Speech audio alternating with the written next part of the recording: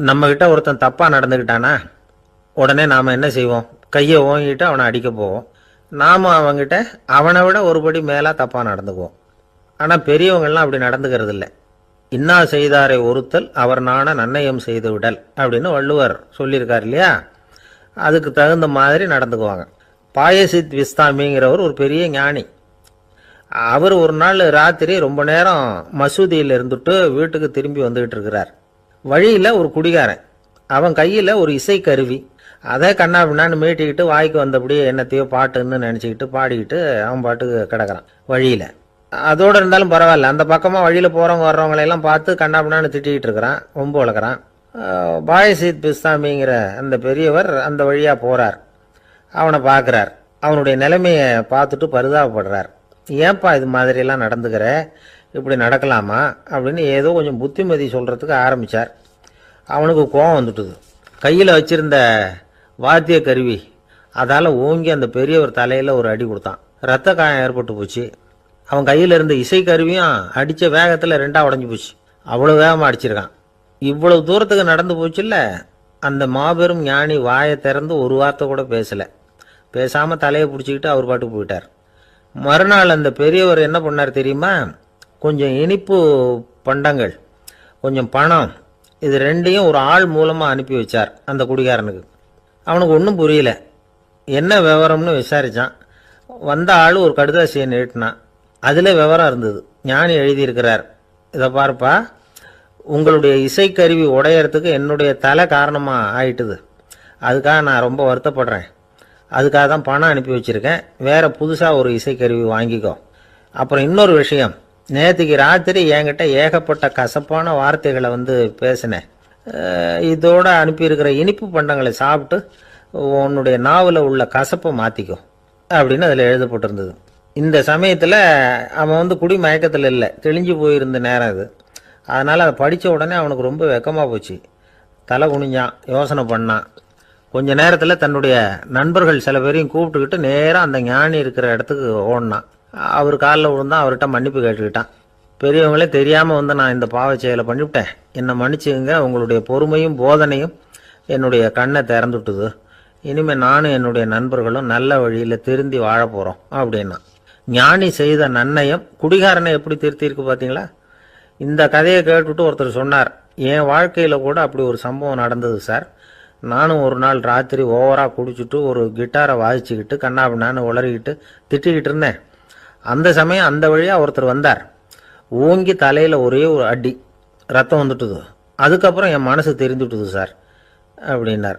அப்படியா என்ன ஆச்சரியமா? ஆமாம் சார், அடி விழுந்தது அவர் தலையில் இல்லை, என் தலையில். வந்தவர் என்ன அப்படி அடிச்சுட்டார். மயக்கம் தெளிஞ்சதுக்கு அப்புறம்தான் எனக்கு விவரம் புரிஞ்சுது. அவர் ஒரு போலீஸ்காரர் அப்படின்னார் ரொம்ப சோகமாக. ஒரு நாள் ராமர் அரசவையில் உட்காந்துருக்கிறார். ராமராஜ்யம் நடந்துக்கிட்டு இருந்த நேரம்.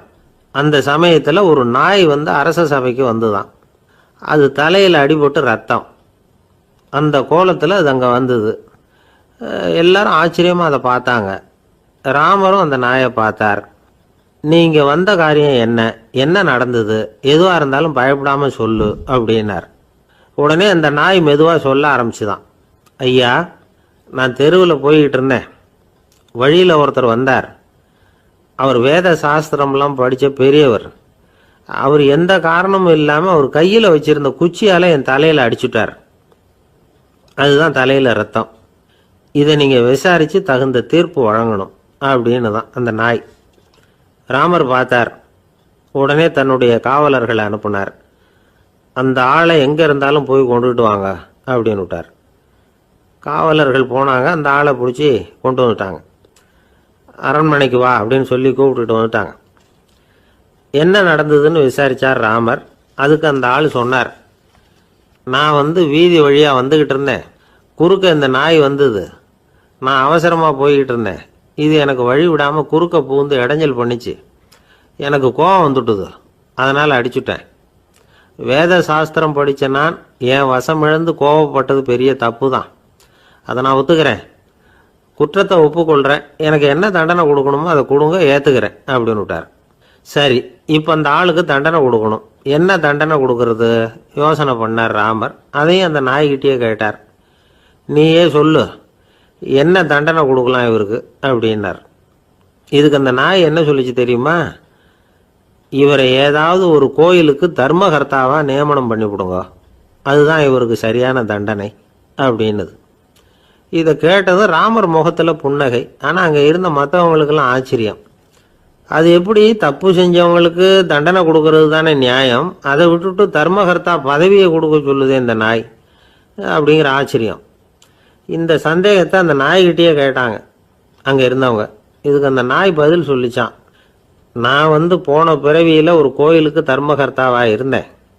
எவ்வளவோ கவனமாக எச்சரிக்கையாக தான் என்னுடைய கடமைகளை எல்லாம் செஞ்சுக்கிட்டு வந்தேன்.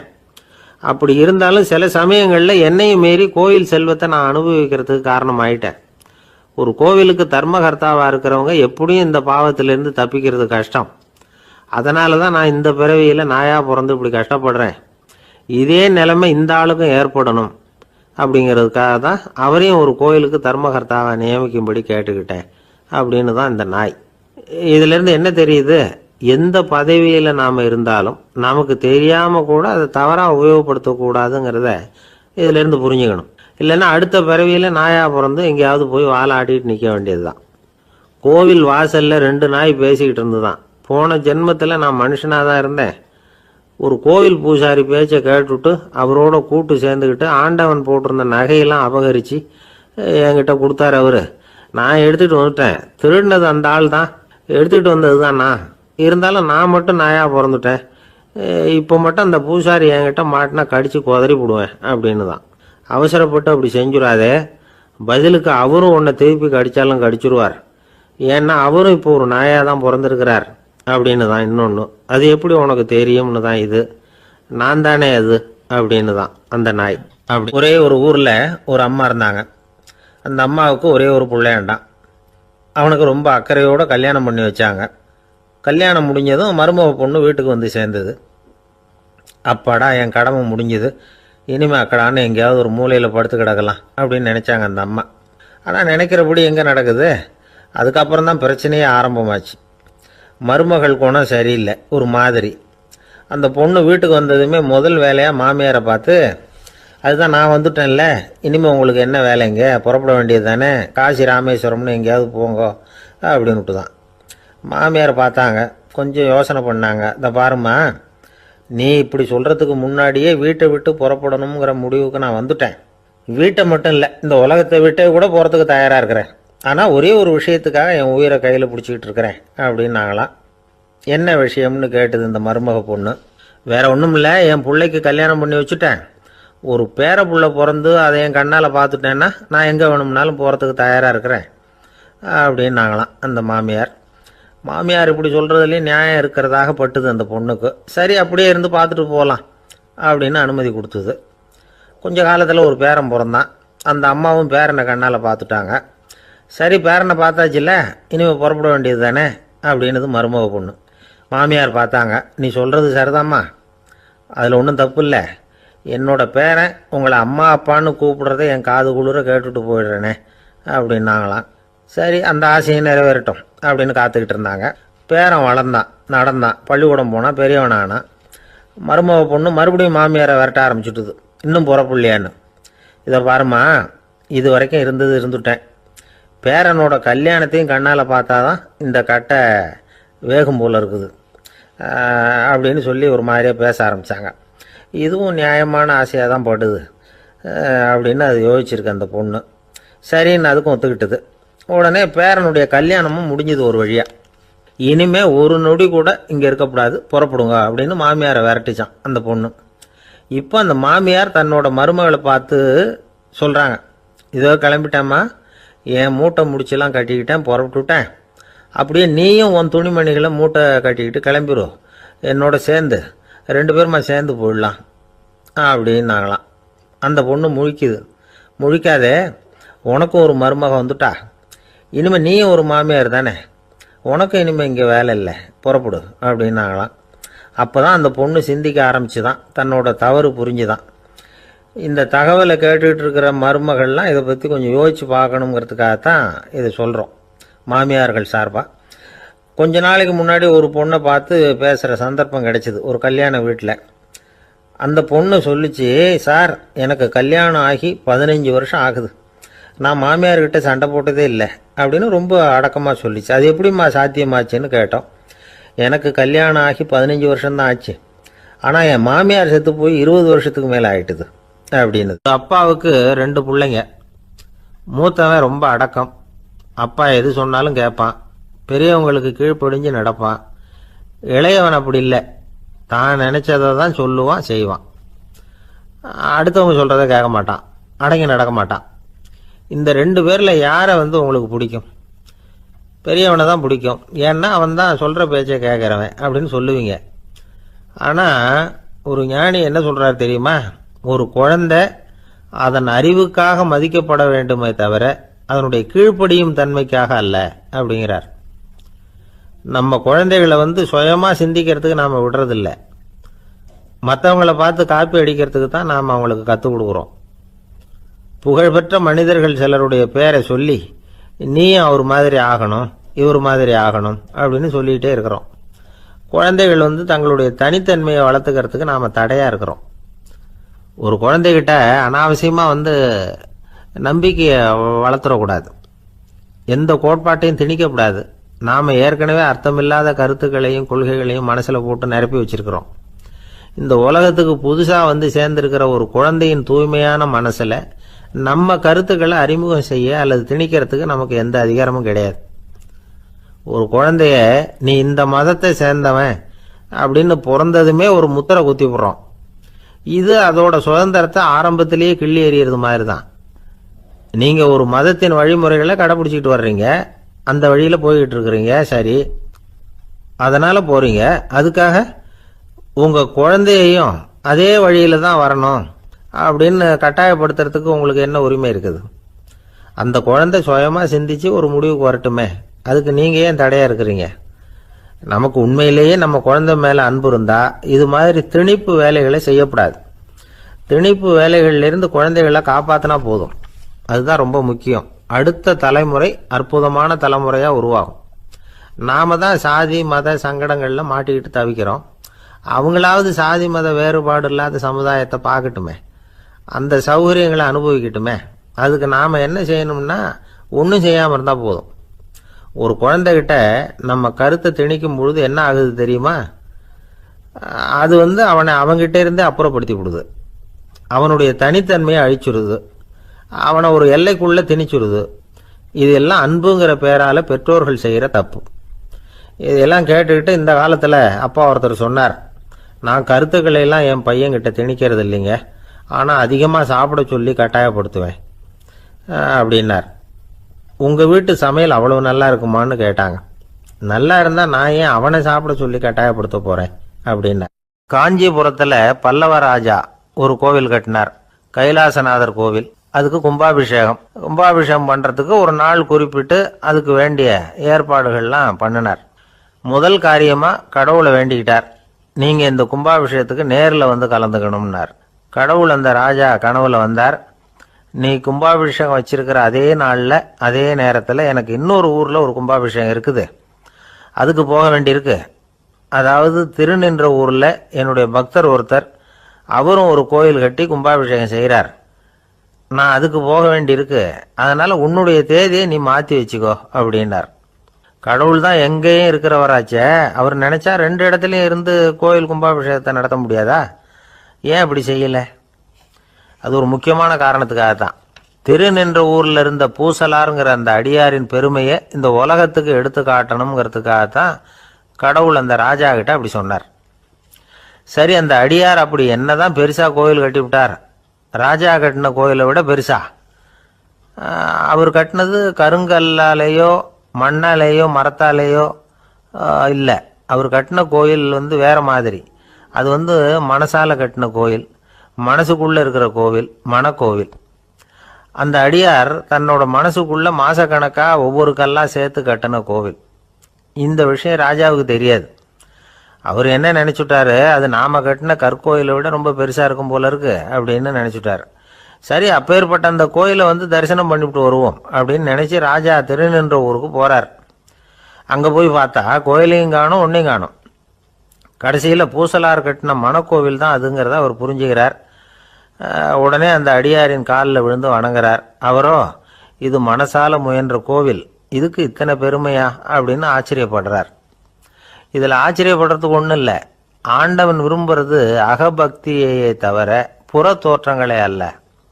இதை நாம் புரிஞ்சுக்கிட்டோம்னா நமக்குள்ள எந்த வேறுபாடுகளும் வர்றதுக்கு வழியே இல்லை. இன்னொரு ராஜா இருந்தார். அவர் ஆண்டவனுக்கு படைக்கிறதுக்காக ஒரு தார் நல்ல செவ்வாழை பழமாக எடுத்துக்கிட்டு போகணும்னு நினச்சார். அதனால் முத நாளே அதை வாங்கிட்டு வர சொன்னார் வேலைக்காரங்கிட்ட. வேலைக்காரன் போனால் கடைத்தெருவில் ஒரு தார் பழம் வாங்கினான். வர்ற வழியில் அவன் குடிசை. அப்படியே எட்டி பார்த்துட்டு போவோமேன்னு நினச்சான். போனான். அங்கே இவனோட குழந்தை பாவம் பசியால் கத்திக்கிட்டு இருக்கு. இவன் பார்த்தான், இவ்வளவு பெரிய தாரில் ஒரு 2 பழம் எடுத்தா தெரியவா போகுது அப்படின்னு நினச்சி ஒரு 2 பழத்தை பிச்சு அந்த குழந்தைகிட்ட கொடுத்தான். அது அதை வாங்கி வயிறார சாப்பிட்டுது. பசி அடங்குச்சு. விளையாட போயிட்டுது. இவன் அதுக்கப்புறம் வாழைப்பழத்தை எடுத்துக்கிட்டு அரண்மனைக்கு வந்தான். 2 பழம் பிச்சிருக்கிறது ராஜாவுக்கு தெரிஞ்சு போச்சு. இவன் உண்மையை சொல்லிவிட்டான். உடனே ராஜா, கடவுளுக்கு படைக்க வேண்டிய பொருளை குழந்தை வந்து எச்சில் பண்ண விட்டுருக்கியே அப்படின்னு சொல்லி அவனை கட்டி வச்சு சாட்டையால் அடித்தார் பாவம். மறுநாள் பழத்தை கோயிலுக்கு எடுத்துகிட்டு போனார். கடவுள் முன்னாடி வச்சார். கடவுள் கண்ணை திறந்து பார்த்தார். பழம்லாம் அழுகி இருக்குது. என்ன இது அழுகி போன பழம் அப்படின்னார். ராஜா முழிச்சார். நல்லா தானே இருந்தது அப்படின்னு நினைச்சார். அப்போ கடவுள் அந்த ராஜா கிட்ட சொன்னாராம், இதை பார்ப்பா, இந்த தாரில் 2 பழம் தான் நல்ல பழம். அந்த 2 பழங்களையும் நேற்றுக்கே நான் சாப்பிட்டுட்டேன் அப்படின்னாராம். அப்போதான் ராஜாவுக்கு புரிஞ்சுது, ஏழை குழந்தையின் பசியை தீர்க்கறதுக்காக உதவுன அந்த 2 பழம்தான் இறைவன் சாப்பிட்ட பழம்னு. இறைவன் இருக்கிற இடம் எது? இதுதான். கணவன் மனைவி அன்பா இருக்கணும். ஒருத்தர் நல்லா புரிஞ்சுக்கணும். விட்டு கொடுக்குற மனப்பான்மை வேணும். அதுதான் ஒரு நல்ல குடும்பம். இன்னைக்கு பல குடும்பங்களில் அர்த்தமில்லாத சண்டைகள் தான் அதிகம். கிராமப்புறங்களில் வேடிக்கையாக ஒரு கதை சொல்லுவாங்க. ஒரு ஊரில் ஒரு ஆள் இருந்தான். வேலை வெட்டி இல்லாமல் சும்மாவே இருந்தான். அவனுக்கு கல்யாணம் பண்ணி வச்சாங்களாம். மனைவி வந்து சேர்ந்தா. சும்மாவே உட்காந்துருக்கிறியே, ஏதாவது சம்பாதிக்கிற வழியை பாரு அப்படின்ட்டு இருக்கா. அதுக்கு தான் யோசனை பண்ணிகிட்டு இருக்கிறேன், ஒரு அருமையான ஐடியா அப்படின்னு நானா. என்ன அது சொல்லு அப்படின்ட்டு இருக்கா. அவ ஒரு ஆட்டுக்குட்டி வாங்க போகிறேன்னு இருக்கான். அதை வாங்கி என்ன பண்ண போகிறேன்னா, அந்த குட்டி வளரும், பெருசாகும், அதுக்கப்புறம் அது நிறைய குட்டி போடும் அப்படின்ட்டுருக்கான். சரி, அப்புறம் என்ன, அதையெல்லாம் சந்தையில் கொண்டுட்டு போய் விற்றுவிட்டு அந்த காசுக்கு ஒரு எருவு மாடு வாங்கலாம். சரி, அது எதுக்கு? எருவு மாடு நிறைய பால் கொடுக்கும். அதை கொண்டுகிட்டு போய் பால் பண்ணையில் கொடுப்பேன், அல்லது நானே விற்றுருவேன். கை நிறைய காசு கிடைக்கும். அதுக்கப்புறம் ஒரு பசுமாடு வாங்குவேன். பாலையும் விற்கலாம், நாமளும் காய் போட்டு சாப்பிட்லாம். இப்படிலாம் சொல்லியிருக்கான். அப்போ அந்த பொண்ணு சொல்லிச்சான், அடுத்த தெருவில் இருக்கிற எங்கள் அம்மா வீட்டுக்கும் கொஞ்சம் பால் கொடுத்து அனுப்பலாம் அப்படின்ட்டுருக்கா அந்த பொண்ணு. இந்த இடத்துல கணவனுக்கு கோவம் வந்துட்டுது. அது எப்படி உங்கள் அம்மா வீட்டுக்கு எதுக்கு கொடுக்கணும்? அதெல்லாம் முடியாதுன்றிருக்கான். இந்த இடத்துல சண்டை ஆரம்பமாயிட்டுது. கொஞ்ச நேரத்தில் 2 பேரும் சத்தம் போட ஆரம்பிச்சிட்டாங்க. கடுமையான சண்டை நடக்கிறத பக்கத்து வீட்டுக்காரன் காதில் வாங்கினான். அவன் ஓடியாந்தான். அவனுக்கு தெரியும், வாங்காத மாட்டுக்காக இப்படி சண்டை போட்டுக்கிட்டு இருக்கிறாங்கங்கிறது அவனுக்கு புரியும். அவன் ஓடி வந்து சொன்னான், ஏண்டா உன்னோட பசுமாட்டை ஒழுங்காக கட்டி போடக்கூடாதான்ருக்கான். என்னடா சொல்கிறேன்னா, இவன் உன் மாடு என் தோட்டத்தில் வந்து மேய்ஞ்சுட்டுது, பயிரெலாம் நாசமாயிட்டுது, 10,000 ரூபா அளவுக்கு சேதம், அதை வாங்கிட்டு போகிறதுக்கு தான் வந்தேன், குடுறா 10,000 நானா. இவன் அரண்டு போயிட்டான். அப்புறம் சொன்னான், டேய் நான் இன்னும் மாடே வாங்கலையே, அதுக்குள்ளே அது வந்து எப்படிடா உன் தோட்டத்தில் மேயும், என்னடா உளர்றேன்ருக்கான். நீ தாண்டா இப்போ உளறிக்கிட்டு இருக்க, மாடே வாங்கலை, அதுக்குள்ளே எப்படிடா வந்து உன்னுடைய மனைவி அவங்க அம்மா வீட்டுக்கு பால் கொடுத்து அனுப்ப முடியும் அப்படின்னு அவன் கேட்டானா. நம்மளால இப்போ தான் புத்தி வந்துதான். அர்த்தமே இல்லாத சண்டை போட்டுக்கிட்டு இருக்கிறோம் அப்படிங்கிறத அவன் புரிஞ்சுக்கிட்டானான். இது நம்ம முன்னோர்கள் சொல்லியிருக்கிற ஒரு கதை. சண்டையில் தான் அர்த்தம் இல்லையே தவிர கதையில் அர்த்தம் உண்டு. அதாவது இல்லாத விஷயங்களுக்காக சண்டை போட்டுக்கிட்டு இல்லறத்தை வீணாக்கிக்கிட்டு இருக்கிற மனிதர்கள் இன்றைக்கும் நிறைய பேர் இருக்கிறாங்க. ஒருத்தன் தன்னுடைய மனைவியை பற்றி மாமனார்கிட்ட புகார் சொன்னானா. மாமா, உங்கள் பொண்ணு அர்த்தமில்லாத சண்டை போடுறா, எதுக்கு எடுத்தாலும் எடுத்தெறிஞ்சு பேசுகிறா அப்படின்ட்டுருக்கான். நீ எப்படி மாப்பிள்ளை அதை சமாளிக்கிற அப்படின்னு கேட்டிருக்காரு அவர். அவள் எடுத்தெறியறது என் மேலே படாமல் ஒதுங்கி நின்றுக்கிறேன் அப்படின்னு நானா. இவன் ஒரு சிகை அலங்கார கூடம். ரொம்ப சுறுசுறுப்பாக எல்லாரும் வேலை செஞ்சுக்கிட்டு இருக்கிறாங்க. முடிவெட்டிக்க வந்திருக்கிறவங்க நிறைய பேர், எல்லாரும் வரிசையாக உட்காந்துருக்குறாங்க. அந்த சமயத்தில் திடீர்னு கதவை திறந்துக்கிட்டு ஒருத்தர் உள்ளே வர்றார். அவர் ஒரு பெரிய மனிதர். அவரும் முடிவெட்டிக்கிறதுக்காக தான் உள்ளே வந்திருக்கிறார். அவரை பார்த்த உடனே அங்கே வரிசையில் உட்காந்துருந்தவங்க எல்லாரும் எழுந்திரிச்சு அவர்கிட்ட வந்துட்டாங்க. அவரை சுற்றி நின்றுக்கிட்டாங்க. எப்படி இருக்கிறீங்க, நல்லா இருக்கீங்களா அப்படின்னு விசாரிக்க ஆரம்பிச்சிட்டாங்க. எல்லாம் முடிஞ்சதும் வந்தவர் கேட்டார், வரிசையில் கடைசியாக இருக்கிறவர் யார் அப்படின்னு கேட்டார். ஏன்னு கேட்டாங்க. நான் அதுக்கு அடுத்தபடியாக உட்காரணும், அதுக்காக தான் கேட்குறேன் அப்படின்னார். உடனே அங்கே இருந்தவங்கள்லாம் என்ன சொன்னாங்க தெரியுமா? நீங்கள் வரிசையில் காத்திருக்கக்கூடாது, நீங்கள் அரசாங்கத்தின் தலைவர், உங்களுக்கு நேரம் முக்கியம், அதனால் நீங்கள் முன்னாடி போங்க அப்படின்னு சொன்னாங்க. ஆனால் அதை அவர் கேட்கல. தோழர்களே, உங்களுடைய கருத்துக்கு ரொம்ப நன்றி. எல்லாரும் வரிசையாக தான் வரணும், அதுதான் முறை. வரிசையில் வரணுங்கிற நடைமுறையை நானும் பின்பற்ற விரும்புகிறேன். நாம் எல்லாரும் சமமானவர்கள் அப்படின்னார். இப்படி சொல்லிவிட்டு வரிசையில் கடைசியாக இருந்த ஒரு நாற்காலியில் போய் உட்காந்துக்கிட்டார். தன் சட்டை பையில் இருந்த ஒரு செய்தித்தாளை எடுத்தார், படிக்க ஆரம்பிச்சிட்டார். ஆனால் அங்கே இருந்தவங்களால இதை பார்த்துக்கிட்டு சும்மா இருக்க முடியல. ஒருத்தர் எழுந்திரிச்சு வந்தார். ஐயா, இப்போ என்னுடைய முறை வந்திருக்குது, நான் தான் போக வேண்டிய முறை. உங்களை இங்கே காத்திருக்க வைக்கிறத விட ஒரு 5 ஆண்டுகளுக்கு கூட நான் முடிவெட்டிக்காமே இருந்துட முடியும் அப்படின்னார். அவர் மறுபடியும் சொன்னார், ஐயா, நீங்கள் வரிசை முறையை தாண்டி போக விருப்பப்படல, சரி, ஆனால் என்னுடைய முறையை மாற்றி கொடுக்கறதுக்கு எனக்கு முழு உரிமை இருக்குது. இதுக்கு பதிலாக உங்களுடைய கடைசி இடத்த நான் எடுத்துக்கிறேன், இதை நீங்கள் மறுக்க முடியாதுன்னார். அங்கே இருந்த மற்றவங்களும் இதை ஒரு மனசாக வற்புறுத்த ஆரம்பிச்சிட்டாங்க. அந்த பெரிய மனிதர் பார்த்தார், சரின்னு கடைசியாக ஒத்துக்கிட்டார். அவர் யார் தெரியுமா? அவர் தான் மாவீரர் லெனின். ரஷ்யாவில் கிரெம்ளின் சிகை அலங்கார கூடத்தில் தான் இது நடந்தது. எல்லாரும் இந்நாட்டு மன்னர்கள்னு வாயளவில் பேசுறதுல என்ன பிரயோஜனம்? நாம் எல்லாரும் சமம்ங்கிறத நடைமுறையில் கடைபிடிச்சி காட்டினவங்க கொஞ்சம் பேர் தான். அவங்களில் ஒருத்தர் தான் லெனின். வரிசையில் நின்று வர்றதுங்கிறது ஒரு சிறந்த பண்பு, உயர்ந்த பண்பு. இன்றைக்கி பல இடங்களில் அது நமக்கு தேவைப்படுது. ஒரு ரேஷன் கடைவாசல், கடை திறக்கிறதுக்கு முன்னாடியே எல்லாரும் வரிசையில் நின்றுட்டாங்க. கடைசியாக வந்த ஒருத்தர் கியூவில் முன்னாடி போகிறதுக்கு முயற்சி பண்ணுறார். ஏற்கனவே நின்றுட்டு இருக்கிறவங்க அவரை முன்னாடி போகிறதுக்கு விட மாட்டேங்கிறாங்க. கடைசியாக போய் நில்லையா அப்படின்னு எல்லாரும் கத்துறாங்க. அதான் அவர் காதில் வாங்கலை, முண்டி அடிச்சுக்கிட்டு முன்னாடி போகிறதுக்கே முயற்சி பண்ணிகிட்டு இருக்கிறார். எல்லாரும் சேர்ந்து அவரை வலுக்கட்டாயமாக இழுத்து கொண்டாந்து பின்னாடி கொண்டு போய் நிறுத்திவிட்டாங்க. நிறுத்திவிட்டு சொன்னாங்க, இதை பாருப்பா, நாங்கள் இருக்கிற வரைக்கும் நீங்கள் முன்னாடி போய் எதையும் வாங்க முடியாது, தெரிஞ்சுக்கோ அப்படின்னாங்க. இப்போ அந்த ஆள் சொன்னாராம், நான் இங்கே பின்னாடி நிற்கிற வரைக்கும் நீங்களும் எதுவும் வாங்க முடியாது அப்படின்னாராம். ஏன்னு கேட்டிருக்கிறாங்க. நான் தான் அந்த கடையை திறக்க வேண்டிய ஆள். லோகமானிய பாலகங்காதர திலகர் இருந்தார்ல, அவருக்கு 15 வயசுலேயே கல்யாணம் நடந்துதான். மனைவி பேர் தபிபாய். ரொம்ப பெரிய குடும்பத்து பொண்ணு, நல்ல குணம். அவங்க குடும்பம் நடத்திக்கிட்டு இருக்கிறாங்க. அந்த காலத்தில் திருடர்கள் பயம் அதிகம். இந்த காலத்தில் மட்டும் என்னன்னு கேட்குறீங்களா? நீங்கள் கேட்குறது நியாயம்தான். இருந்தாலும் இந்த காலத்து திருடனுக்கும் அந்த காலத்து திருடனுக்கும் ஒரு முக்கியமான வித்தியாசம் உண்டு. அதாவது அந்த காலத்து திருடன்லாம் நியாயம் அநியாயம் பார்க்கறது உண்டு, இந்த காலத்தில் அப்படி பார்க்கறது இல்லை. அந்த காலத்தில் திருட வர்றவங்கள்ட்ட கூட ஒரு தார்மீக உணர்வு உண்டாம். அதாவது அப்போ உள்ள கொள்ளைக்காரங்க எதை களவாடினாலும் சரி, அரிசியை மட்டும் களவாடுறது இல்லையா, அப்படி ஒரு கொள்கை. அதனால பாருங்க, அந்த காலத்து பெண்கள் நகை நட்டுகளை பத்திரமா வைக்கணும்னா பெட்டியில் வைக்கிறது இல்லை, அரிசி பானையில் போட்டு வச்சு விடுறது. இப்போல்லாம் பேங்க்கில் சேஃப்டி லாக்கர்னு இருக்குல்ல, அது மாதிரி அந்த காலத்தில் சேஃப்டி லாக்கருங்கிறது அரிசி பானை. வளையல், மூக்குத்தி, தோடு இப்படி எதுவாக இருந்தாலும் அதில் போட்டு பத்திரமா வச்சுருவாங்க.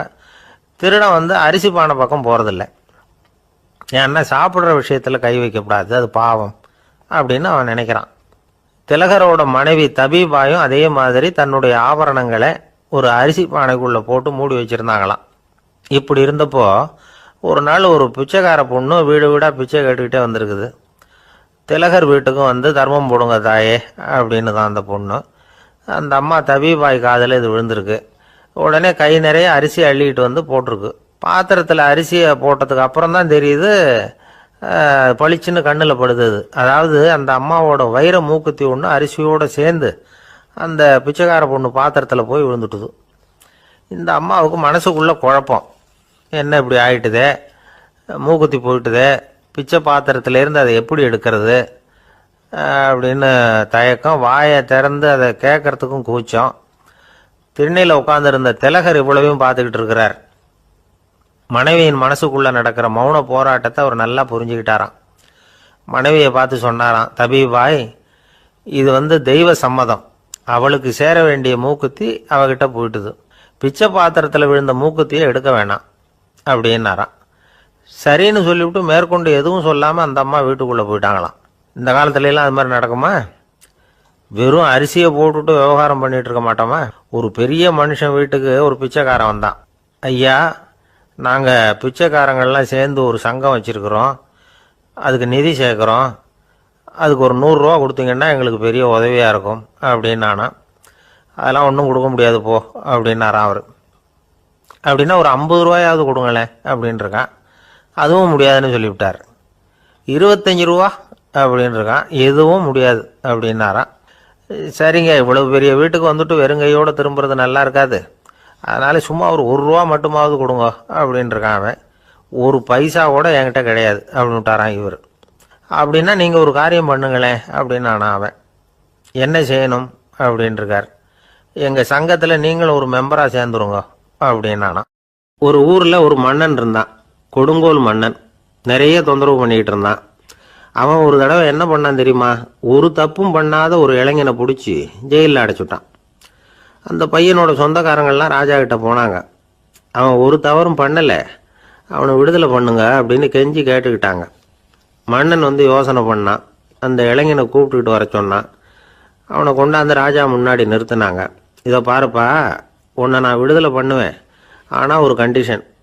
அந்த நிபந்தனையை நீ நிறைவேற்றினா உனக்கு விடுதலை அப்படின்னா மன்னன். சரின்னு ஒத்துக்கிட்டான் பையன். மன்னன் வந்து கண்டிஷன் என்னங்கிறத சொன்னான். உங்ககிட்ட ஒரு செம்மறி ஆட்டை கொடுக்க போகிறேன், 1 மாதத்துக்கு அதுக்கு தேவையான தீனியையும் கொடுக்க போகிறேன். 1 மாதம் கழித்து அந்த ஆட்டை வந்து எடை போட்டு பார்ப்பேன். அந்த ஆட்டின் எடை கொஞ்சம் கூட கூடி இருக்கக்கூடாது. எடை கூடி இருந்தால் உனக்கு விடுதலை கிடையாது. என்ன சொல்கிற அப்படின்னா. பையனுக்கு ஒன்றும் புரியல, பயமாக போயிட்டுது. குழம்பிக்கிட்டே நின்றுக்கிட்டு இருக்கிறான். சரி, ஒரு நாள் டைம் தரேன், நல்லா யோசனை பண்ணி பார்த்துட்டு நாளைக்கு உன் முடிவை சொல்லு அப்படின்னா மன்னன். பையன் கவலையோடு வெளியில் வந்தான். அங்கே ஒரு பெரியவர் நின்றுக்கிட்டு இருந்தார். அவர்கிட்ட விஷயத்தை சொன்னான். அந்த பெரியவர் இந்த பையனுக்கு காதோட காதாக ஒரு வழியை சொல்லி கொடுத்தார். அதை கேட்டதும் பையன் மறுபடியும் மன்னன் முன்னாடி வந்து நின்னா. உங்கள் நிபந்தனையை ஏற்றுக்கிறேன்னு சொன்னான். மன்னன் வந்து ஒரு ஆட்டுக்குட்டியையும் அதுக்கு 1 மாதத்துக்கு தேவைப்படுற தீவனத்தையும் கொடுக்கும்படியாக உத்தரவு போட்டான். கொடுத்தாங்க, ஓடிட்டு போயிட்டான். 1 மாதம் தினமும் தவறாமல் அந்த தீவனத்தை ஆட்டுக்குட்டிக்கு போட்டுக்கிட்டு இருக்கிறான். 1 மாதம் கழித்து அந்த ஆட்டை வந்து அரண்மனைக்கு ஓட்டிகிட்டு போனான். மன்னன் அதை எடை போட்டு பார்க்குறான், எடை கூடவே இல்லை, அப்படியே தான் இருக்குது. உடனே போட்ட நிபந்தனைப்படி அந்த இளைஞனை வந்து விடுதலை பண்ணிவிட்டான். சரி, ஆட்டுக்கு எடை கூடாமல் இருக்கிறதுக்கு அந்த பெரியவர் சொல்லி கொடுத்த யோசனை என்ன அப்படின்னா, அது வேற ஒன்றும் இல்லை. அந்த ஆட்டுக்கு எதிரில் அது கண்ணில் படுற மாதிரி ஒரு ஓநாயை கட்டி போட சொன்னார். அவ்வளவுதான். ஆட்டுக்கு ஓநாய்ங்கிறது பிறவி பகை. ஓநாயை பார்த்தா ஆடு நடுங்க ஆரம்பிச்சிடும், அவ்வளவு பயம். தினமும் அந்த ஆடு பயந்துக்கிட்டே தீனி சாப்பிட்டுது, எடை கூடல. அதுதான் ரகசியம். இது வந்து சின்ன பிள்ளைங்களுக்கான ஒரு கதை. இதிலிருந்து தெரிஞ்சுக்க வேண்டிய உண்மை என்னன்னா, நாமெல்லாம் சாப்பிட்றப்ப மனசும் உடம்பும் அமைதியாக இருக்கணும். அப்போதான் அது உடம்புல ஒட்டும். அவசரத்துலையும் பயத்துலையும் சாப்பிட்டா அது சரியா ஜீரணமாகாது. இன்னொரு ராஜா இருந்தார். அவரும் ஒரு இளைஞனை ஜெயிலில் அடைச்சி விட்டார். விடுதலை பண்ணணும்னா ஒரு கண்டிஷன்னார். என்னன்னு கேட்டான். ஒரு ஆட்டுக்குட்டியை அவன் முன்னாடி கொண்டாந்து நிறுத்துவேன், நீ அதுக்கிட்ட ஒரு கேள்வி கேட்கணும், அதுக்கு சரியான பதிலை சொல்லணும். அப்படி செஞ்சுட்டா உனக்கு விடுதலைன்னார். இளைஞன் யோசனை பண்ணி பார்த்தான். சரின்னு ஒத்துக்கிட்டான். அது பிரகாரமே ஆட்டுக்குட்டியை பதில் சொல்ல வச்சுட்டான். என்ன நடந்தது தெரியுமா? ஆட்டுக்குட்டியை கொண்டாந்து நிறுத்தினாங்க. இவன் மெதுவாக அதுக்கிட்ட போனான்.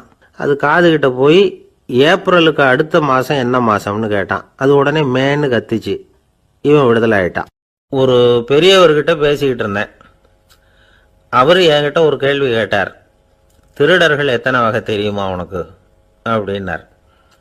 இதுதான் அவர் கேட்ட கேள்வி. எதுக்காக என்ன பார்த்து அந்த கேள்வி கேட்டார் தெரியல. இருந்தாலும் நான் வந்து அவருக்கு பதில் சொன்னேன். திருடர்களில் வந்து எத்தனையோ வகை உண்டுங்க. கார் திருடன், சைக்கிள் திருடன், முகமூடி திருடன், இப்படி சொல்லிகிட்டே போகலாம். இருந்தாலும் என்னுடைய சிற்றறிவுக்கு எட்டின வரையில் திருடர்களை வந்து 2 வகையாக பிரிக்கலாம் அப்படின்னு நினைக்கிறேன். ஒன்று ராத்திரியில் திருடுற திருடன், இன்னொருத்தன் பகலில் திருடுற திருடன். அதாவது பகல் திருடன், ராத்திரி திருடன் அப்படின்னு பெரியவர் சிரித்தார். என்ன சிரிக்கிறீங்களே? என்ன கள்வர்கள் 4 வகை அப்படின்னு ஆரம்பித்தார். எப்படின்னு கேட்டேன். சாப்பாட்டுக்கு இல்லாமல் திருடுறாங்க பாருங்க, அது ஒரு வகையாம். சாப்பாட்டுக்கு இருந்தும் திருடுறாங்க பாருங்க, அது ஒரு வகையாம். இதை தவிர இன்னும் ஒரு 2 வகை திருட்டு உண்டு. அது என்னன்னா, ஆண்டவன்கிட்ட இருந்து நாம திருடுற திருட்டு, இன்னொன்று என்னன்னா, நம்மகிட்ட இருந்து ஆண்டவன் திருடுற திருட்டு அப்படின்னார். எனக்கு ஒன்றும் புரியல. என்ன சார் இது, ஆண்டவனையே வந்து திருடன்னு சொல்றீங்களே அப்படின்னு ஆச்சரியமா. ஆமாங்க, ஆண்டவனை வந்து கல்வன்னு சொல்றது இல்லையா? காஞ்சிபுரத்துக்கு பக்கத்தில் திருக்கார்வனம் அப்படின்னு ஒரு ஊர் இருக்கு. அங்கே உள்ள பெருமாளுக்கு வந்து கல்வர்னு தான் பேர். அது மட்டும் இல்லை, திருமங்கையாழ்வார் தம்முடைய திரு நெடுந்தாண்டகத்தில் கார்வனத்துள்ளாய் கல்வா அப்படின்னு தான் அழைக்கிறார் அப்படின்னு நிறைய உதாரணம்லாம் சொல்ல ஆரம்பித்தார். அதுக்கப்புறம் அவர்கிட்ட பேசி நான் புரிஞ்சுக்கிட்ட விவரங்களை தான் நான் இப்போ உங்ககிட்ட சொல்ல போகிறது. அதாவது அவர் சொன்ன முதல் வகை திருடர்கள் வந்து சாப்பாட்டுக்கு இல்லாமல் திருடுறவங்க. இவங்களை வந்து திருத்தி போடலாம். சாப்பாட்டுக்கு இருந்தும் பணம் சேர்க்கணுங்கிற ஆசையால் பொய் கணக்கெல்லாம் எழுதுறாங்க பாருங்க, அவங்க தான் ரெண்டாவது வகை. மூணாவது வகை திருட்டு தான் மிகப்பெரிய திருட்டு. இறைவனுக்கு சொந்தமானதை நம்முடையதுன்னு நினைக்கிற திருட்டு. எது இறைவனுக்கு சொந்தமானது அப்படின்னா ஆத்மா. பகவானுக்கு சொந்தமான ஆத்மாவை நம்முடையதுன்னு நினைக்கிறது தான் அந்த மாபெரும் திருட்டு. இதுக்கு பேர் தான் ஆத்மாபகாரமா. சரி, இதுக்கு பரிகாரம் என்ன? எல்லாம் இறைவனுடையது, நமக்கு ஒன்றும் இல்லை அப்படின்னு நினைக்கிறது தான் இதுக்கு பரிகாரம். இதெல்லாம் இருக்கட்டும். நாலாவது திருட்டு ஒன்று சொன்னோம்ல, ஆண்டவன் நம்மகிட்ட இருந்து திருடுறது. அது எப்படி? ஆண்டவனை வந்து கல்வன்னு சொல்கிறாங்க, அது சரி. அவர் என்னத்தை திருடினார்? இப்போ இன்னொருத்தருக்கு சொந்தமான ஒன்றை எடுத்து வச்சுக்கிறது தான் கள்ளத்தனம். ஆனால் ஆண்டவன் எடுத்துக்கிட்டோம்னா இருக்கிறது எல்லாமே அவனுக்கு சொந்தம். அப்படி இருக்கிறப்போ அவரை எப்படி கல்வன்னு சொல்கிறது? இது என்ன புரியாமல் இருக்குதே அப்படின்னு சொல்லி பார்த்தா அதுக்கும் விளக்கம் சொல்கிறாங்க அவங்க. அதாவது ஆண்டவனுக்கு வந்து உருவமே கிடையாது, அரூபமாக இருக்கிறவன், அதாவது உருவம் இல்லாமல் இருக்கிறவன். அப்படி உள்ள பகவான் வந்து நம்மளை மாதிரி உருவத்தில் இருக்கிறான். நம்மளை மாதிரியே கையை காலு மூக்கெல்லாம் இருக்குது ஆண்டவனுக்கு. இந்த உருவம் நம்மகிட்ட இருந்து திருடினது தானே. அவன் வந்து தன்னுடைய உண்மையான திருமேனியை வந்து நமக்கு காட்டாம, அதாவது தரிசனம் கொடுக்காம இருக்கிறது கள்ளத்தனம் தானே. அதனால தான் இதுவும் ஒரு பெரிய திருட்டு, இருக்கிறதுலேயே மிகப்பெரிய திருட்டு அப்படிங்கிறார். என்கிட்ட பேசிக்கிட்டு இருந்தார், இந்த விஷயம்லாம் சொல்லிட்டு இருந்தாரு அந்த பெரியவர். அதாவது திருட்டை வந்து ஆன்மீக நோகத்தில் அவர் பார்க்குறார். நம்ம பார்வையில் இதை விட அபூர்வமான திருட்டுலாம் இங்கே உண்டு, அபூர்வமான திருடர்களும் உண்டு. ஒரு திருடன் சிறையிலிருந்து விடுதலையாகி வெளியில் போனான். கொஞ்ச நாளில் மறுபடியும் திரும்பி ஜெயிலுக்கு வந்துட்டான். அப்போது சிறை அதிகாரி அவனுக்கு வந்து அறிவுரை சொன்னாராம். ஏன்பா இப்படி அடிக்கடி தப்பு பண்ணிவிட்டு ஜெயிலுக்கு வந்துவிடுறியே, உனக்கு சொந்த பந்தம் எதுவும் இல்லையா? உனக்கு அப்பா அண்ணன் தம்பிகள் அவங்க கூட எல்லாம் சேர்ந்து வாழணுங்கிற ஆசை இல்லையா அப்படின்னு கேட்டிருக்கார்.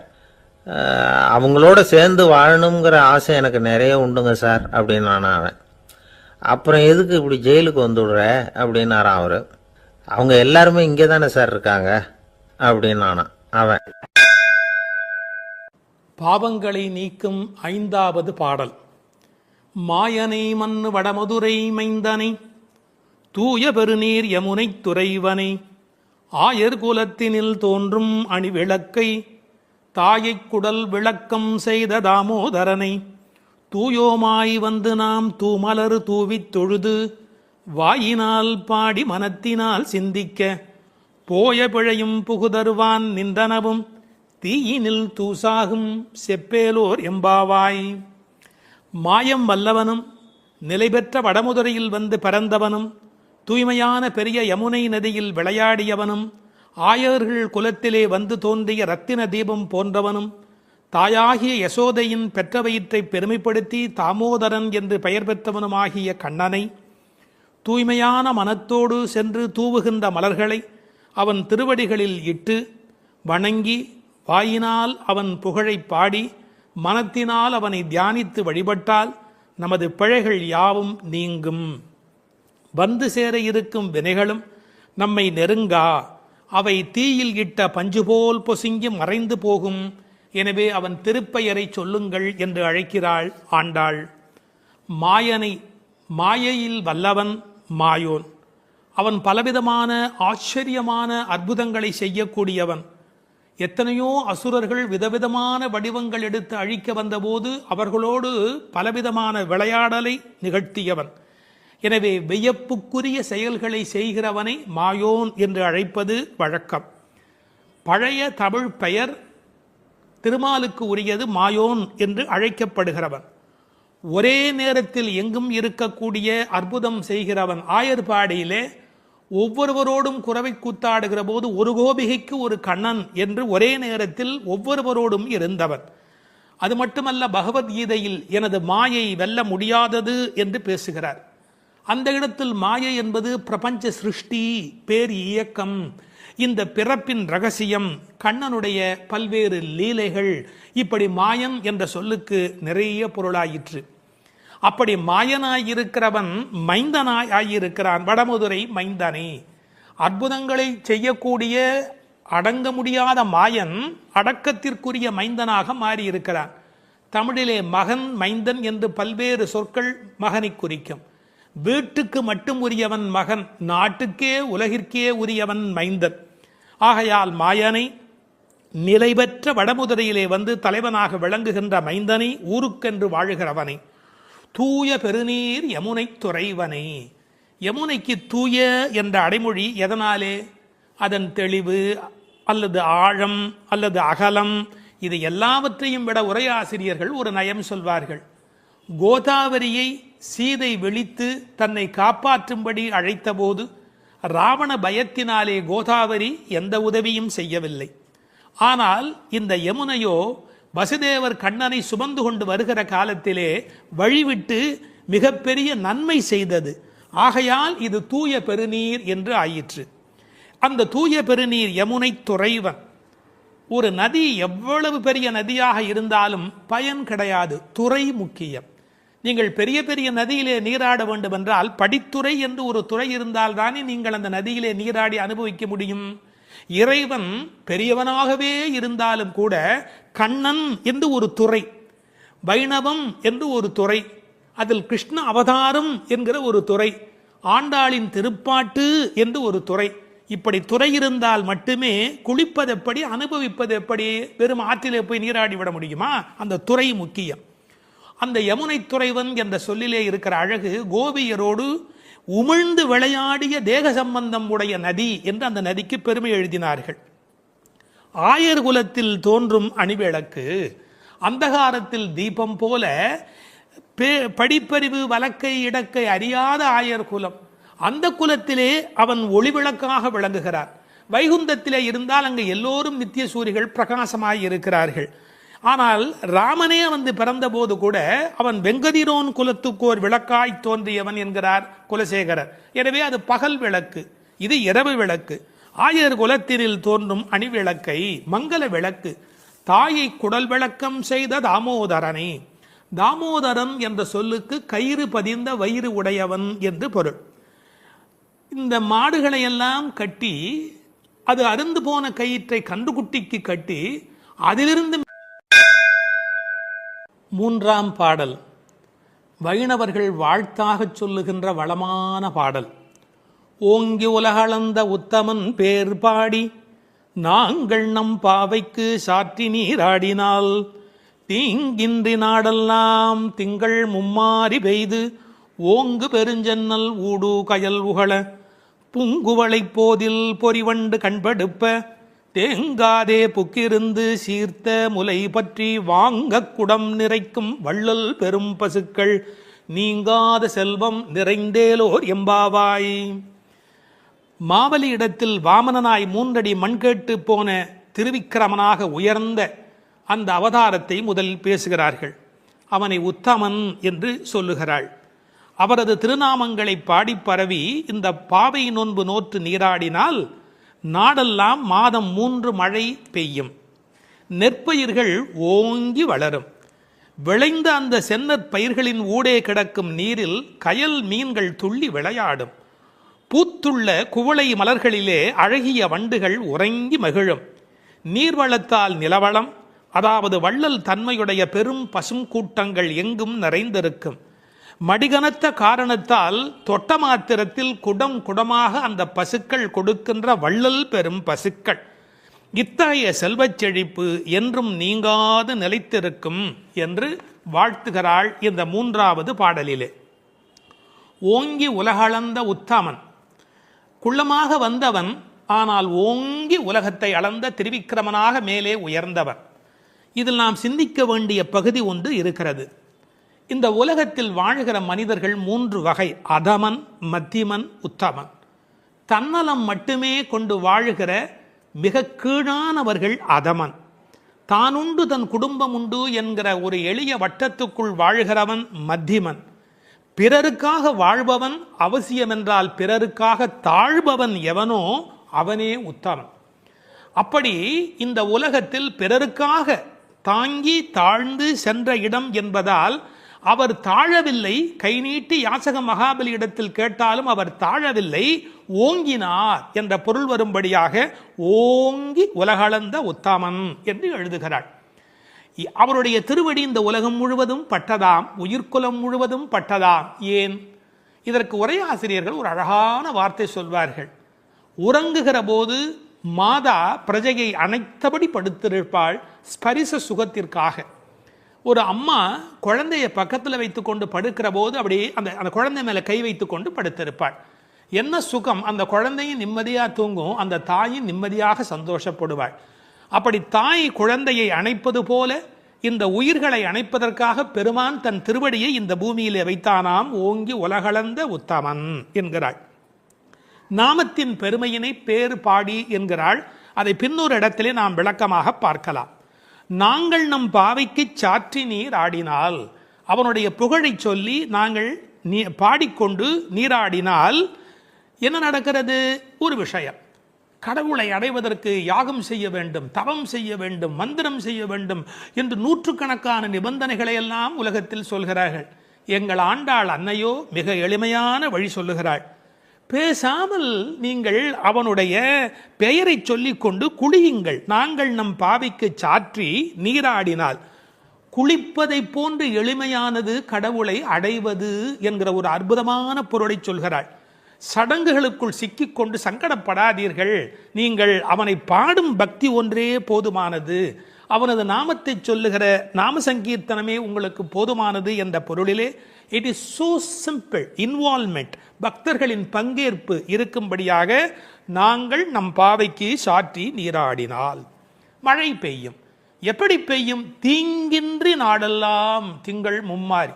இப்போதெல்லாம் வானிலை அறிக்கை சொல்லுகிறவர்கள் இந்த மாவட்டத்தில் பெய்யும், அந்த மாவட்டத்தில் கனமழை பெய்யும், இந்த மாவட்டத்தில் தூறல் போடும், இந்த மாவட்டத்தில் பெய்யாமலேயே போகும் என்று விட்டு விட்டு விட்டு விட்டு மழை பெய்வதை பற்றி விட்டு விட்டு விட்டு விட்டு வைத்துக் கொண்டிருப்பார்கள். ஆனால் எங்கள் ஆண்டாள் அப்படி அல்ல. தீங்கின்றி நாடெல்லாம் திங்கள் மும்மாறி பெய்யும். ஒரு இடத்துல கூட பஞ்சம் இருக்கக்கூடாது. எல்லா பக்கமும் மழை கொட்டு கொட்டு கொட்டு என்று கொட்டி, ஆனால் தீங்கு இருக்கக்கூடாது. வரக்கேடும் வெள்ளக்கேடுமாய் என்பார்கள். பெய்மழை வேண்டும், பேய்மழை வேண்டாம். அளவாக பெய்ய வேண்டும், வாழ வைக்கக்கூடிய அளவிலே பெய்ய வேண்டும். மாதம் மும்மாறி, திங்கள் மும்மாறி பெய்து என்கிறார். 9 நாள் வெயிலும் 1 நாள் மழையுமாய் என்று உரை எழுதுவார்கள். மண்ணினுடைய வயிறு உள்வாங்கக்கூடிய வகையில வெயில் காய வேண்டும், பிறகு ஒரு மழை பெய்ய வேண்டும், வெயில் காய வேண்டும், பிறகு ஒரு மழை பெய்ய வேண்டும். அப்படி பெய்யக்கூடிய மழைதான் தீங்கின்றி உலகத்தை வாழ வைக்கும். மும்மாறி என்றார்களே, யாருக்காக மும்மாழி? வேதம் ஓதிய வேதியர்க்கு ஒரு மழை, நீதி மன்னர் நெறியினர்க்கு ஒரு மழை, மாதர் கற்புடை மங்கையர்க்கு ஒரு மழை என்று 3 மழை பெய்யும். மழை என்றால் சாதாரணமானதா? மழைதான் மண்ணின் தாய்ப்பால். அடுத்தது, அந்த மழையின் காரணமாக நெல் விளைகிறது. ஓங்கு பெருஞ்சென்னல். ஒவ்வொரு நெல்லும் கதிரும் ஒரு ஆள் உயரத்துக்கு மேலே போயிருக்கிறது. பழைய காலத்து விவசாயம் தெரிந்தவர்களுக்கு தெரியும், மிக உயரமாக பயிர் இருக்கும். இது என்ன செய்தார்கள்? அதையெல்லாம் குட்டை பயிர்களாக மாற்றிக்கொண்டே வந்தார்கள். பயிர் குட்டையாகி கதிர் கனத்து போன கலிகாலம் இந்த காலம். பயிர் குட்டையாகி கதிர் கனத்து போனது. மாட்டை பற்றி மனிதன் எங்கே கவலைப்பட்டான்? ஓங்கி என்று நன்றாக வளர்ந்திருந்தால் மாட்டுக்கு நிறைய வைக்கோல் கிடைக்கும், நிறைய பால் கொடுக்கும். மாடினுடைய சாணமும் அந்த மண்ணில் அந்த நறுமணமும் இல்லை என்றால் அந்த பூமியில் வளம் எப்படி இருக்க முடியும்? ஓங்கு பெரும் சென்னல், ஒரு ஆள் நடந்தால் மறைக்கும். அப்படி இப்போது காளை மாடுகளே இல்லை. ஊசி வழியே பசுக்களின் தாய்மை எய்தும் உயிர்ப்பில்லா உலகமாக இன்றைக்கு உலகம் சுருங்கி போய்விட்டது. எனவே மாடுகளை பற்றி கூட கவலைப்படக்கூடிய வகையிலே மாடுகள் தானே பெரும் செல்வம். ஓங்கு பெருஞ்சென்னல் என்று எழுதுகிறாள். பிறகு பூங்குவளை போதில் அங்கு வளர்ந்திருக்கிற குவளைப்பூக்கள், அதில் புள்ளிகள் உடைய வண்டு படுத்திருக்கிறது, பொறிவண்டு கண்படுப்ப, அவை தூங்கிக் கொண்டு இருக்கின்றன. அதாவது ஒரு பூவில் போனாலேயே அவ்வளவு தேன் கிடைத்து விடுவதாலே அவை இன்னொரு பூவுக்கு வண்டு பறந்து பறந்து போகும். வண்டு மாதிரி பூ விட்டு பூ தாவுகிறான் என்பார்கள். இப்போ எப்படி அல்ல, ஒரே பூவிலேயே வேண்டிய அளவு தேன் கிடைத்து விடுவதால் மயங்கி கிடக்கின்றன. வண்டுகள் அப்படி இருக்கின்றன. மாடுகள் எப்படி இருக்கின்றன? தேங்காதே புக்கிருந்து சீர்த்த முலை பற்றி, கொஞ்சம் கூட அதில் பால் நிற்பதில்லை, அது பாட்டுக்கு கொட்டி கொண்டே இருக்கிறது. கரப்பின்றி கறக்கும். தமிழிலே கரப்பு என்று இடையினர பயன்படுத்தினால் வஞ்சனையாக வைத்துக் கொள்ளுதல். கரப்பு என்றால் வலிந்து அதிலிருந்து பாலை எடுத்தல். கரப்பின்றி கறக்கக்கூடிய பசுக்கள் இவை. ஒளித்து வைத்துக் கொள்வதே இல்லை. தேங்காது புக்கு இருந்து சீர்த்த முகை பற்றி, கனத்த மடி, அப்படி தொட்டால் போதும் அந்த குடத்தை தானே நிறைத்து விடுகின்றன. வாங்க, அது பாத்திரத்தை மாற்றி இன்னொன்று வைக்கணும், அவ்வளவுதான். வாங்க குடம் நிறைக்கும் வள்ளல் பெரும் பசுக்கள். கேட்டு கொடுக்கிறவர்களை வள்ளல் என்று சொல்ல மாட்டார்கள். இளன் என்று எவ்வம் உரையாமை ஈதல், கேட்பதற்கு முன்னாலேயே கொடுப்பதுதான் வள்ளல் தன்மையினுடைய அடையாளம். இந்த பசுக்கள் வஞ்சனையற்றவை, எனவே அவை வள்ளல் பெரும் பசுக்கள். நீங்காத செல்வம் நிறைந்தேலோர் எம்பாவாய். நீங்காத செல்வம் என்றால் என்ன பொருள்? உலகத்தாருக்கு சில செல்வம் தேவை, ஆனால் இறை ஞானம்தான் உண்மையில் நீங்காத செல்வம். இப்போது இப்படி எடுத்துக்கொள்வோம். பரமனடி பாடி துதித்தால் நீங்காத செல்வம் நிறையும். தீங்கின்றி திங்கள் மும்மாறி பெய்யும். ஓங்கு பெருஞ்சன்னல் விளையும். வாங்க குடம் நிறைக்கும் வள்ளல் பெரும் பசுக்கள். பாருங்க எப்படி ஒன்றை ஒன்று சார்ந்ததாக இருக்கிறது. பகுத்தறிவுவாதிக்கும் பக்தனுக்கு என்ன வித்தியாசம்? இந்த புரட்சியை சொன்னதோடு அவன் நிறுத்தி விடுகிறான். என்ன புரட்சி? பசுமை புரட்சி, வெண்மை புரட்சி, பால், மீன் துள்ளுகிறது, நீல புரட்சி. இது மூன்றுமே கிடைத்து விட்டதால் பூமி வளமுடையதாகிறது என்று பகுத்தறிவுவாதி நிறுத்தி விடுகிறான். ஒன்றை மறந்து விடுகிறான். பரமனடி பாடுவதால் தான் இது மூன்றுமே நடந்தது என்பதுதான் பக்தனுடைய பார்வை. இன்டர் டிபெண்டன்ட், ஒன்றை ஒன்று சார்ந்திருக்கிறது. அடுத்தது அதை விட ரொம்ப அற்புதம். இந்த உலகத்தில் செல்வம் மட்டுமே இருந்தால் மனநிறைவு வருமா?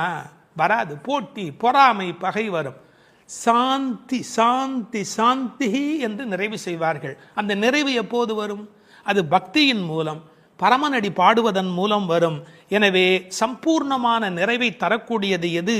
நிறைந்து ஏலோர் எம்பாவாய். அந்த நிறைந்து என்பது சம்பூர்ணத்தை குறிப்பது. மழை எப்படி பெய்கிறது? மனிதன் நல்லவனானால் இயற்கை அவனை விட நல்லவனாக மாறிவிடுகிறது. மனிதன் நல்லவனானால் இயற்கை அவனை விட நல்லவனாக மாறிவிடுகிறது. மழை பொழிகிறது, பால் சுரக்கிறது, செல்வம் செழித்தோங்குகிறது என்று வாழ்த்துக்குரிய பாடலாக அமைந்திருக்கிறது இந்த அழகான பாடல்.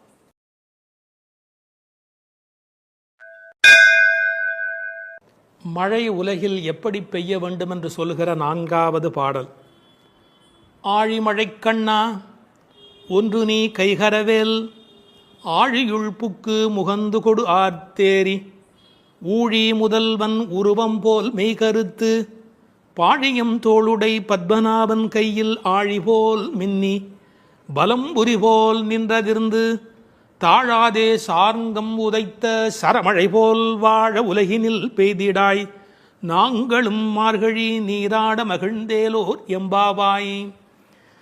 மார்கழி நோன்பு நோற்கும் காலத்தை முதல் பாட்டால் சொல்லி, நோன்பு செய்யும் முறையை 2ஆம் பாடலால் விளக்கி, அதன் பயனாய் மழை பொழியும் என்பதை 3ஆம் பாடலால் கூறி, இப்போது மழை எப்படி பொழிய வேண்டும் என்று இந்த பாடலால் விளக்குகின்றார்.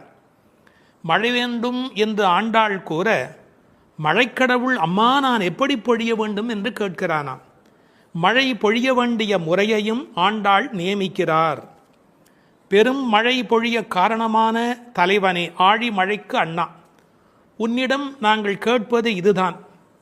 கொஞ்சம் கூட கையில் மிச்சம் வைத்துக் கொள்ளாதே, நன்றாக பெய்துவிடு.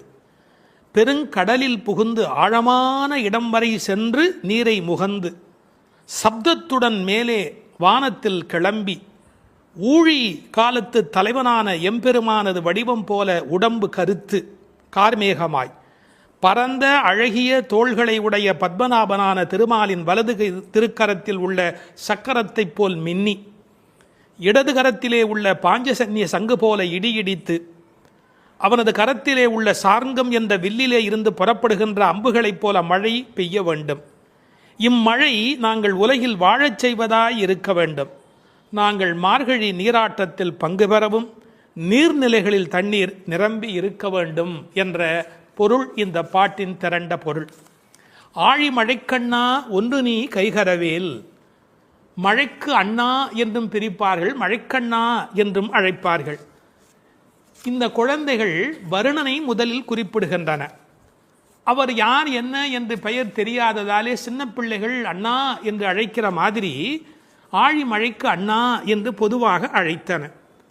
கடலுக்கு எத்தனையோ பெயர் இருந்தாலும் ஆழி ஏனென்றால் ஆழமானது என்று பொருள். முன்னீர், புணரி, வாரி என்று எத்தனையோ பெயர் உண்டு. ஆற்று நீர், ஊற்று நீர், மழை நீர் என்று மூன்றும் தங்கி இருப்பதாலே அது முன்னீர். நதிகள் கடலில் முடிகின்றன என்பது கண்ணுக்கு தெரிந்த உண்மை. நதிகள் கடலில் முடிகின்றன என்பது கண்ணுக்கு தெரிந்த உண்மை. ஆனால் கடலிலிருந்தே ஆரம்பமாகின்றன என்பது நாம் கண்டறிய வேண்டிய உண்மை. இந்த உலகத்தில் எல்லோரும் கண்ணுக்கு தெரிந்த உண்மைகளை பார்க்கிறார்கள், கண்டறிய வேண்டிய உண்மைகளை பற்றி கவலைப்படுவதில்லை. இதில் விஞ்ஞானமும் இருக்கிறது, மெஞ்ஞானமும் இருக்கிறது. மேகம் உறிஞ்சி மழையை கொண்டு வந்து கொட்டுகிறது. எனவே வருணனுக்கு உத்தரவு பிறப்பிக்கிறாள். இந்த மேகம் எப்படி இருக்க வேண்டும் என்று விளக்கம் சொல்லுகிறாள். ஸ்ரீ பிரதிவாதி பயங்கரம் அண்ணங்கராச்சாரிய சுவாமிகளை போன்ற பெரியவர்கள் இங்கு மேகம் என்று குறிப்பது ஆச்சாரிய பெருமக்களை என்று அழகான ஒரு அர்த்தம் கொடுப்பார்கள். ஒரு 7-8 விளக்கங்கள் சொல்லலாம் என்றாலும் ஒரு 4-5 நாம் பார்க்கலாம். உப்பு தண்ணீர் கடல், அதை மதுரமான நீராக மேகம் மாற்றி விடுகிறது. அதுபோல கடினமான விஷயங்களையும் உபதேசிக்கிற ஆச்சாரியர்கள் மதுரமான விஷயங்களாக மாற்றி விடுகிறார்கள்.